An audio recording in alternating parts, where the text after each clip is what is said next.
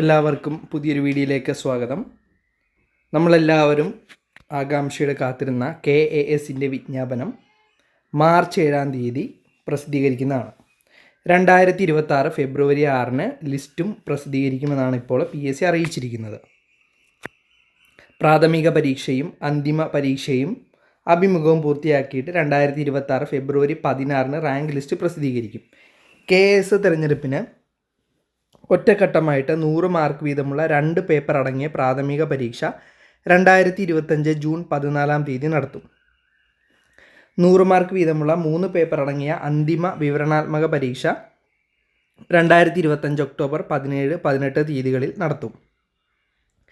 2026 ജനുവരിയിൽ അഭിമുഖം പൂർത്തിയാക്കി ഫെബ്രുവരി 16-ന് റാങ്ക് ലിസ്റ്റ് പ്രസിദ്ധീകരിക്കും. പ്രാഥമിക പരീക്ഷയുടെയും അന്തിമ പരീക്ഷയുടെയും സിലബസ് വിജ്ഞാപനത്തോടൊപ്പം പ്രസിദ്ധീകരിക്കും.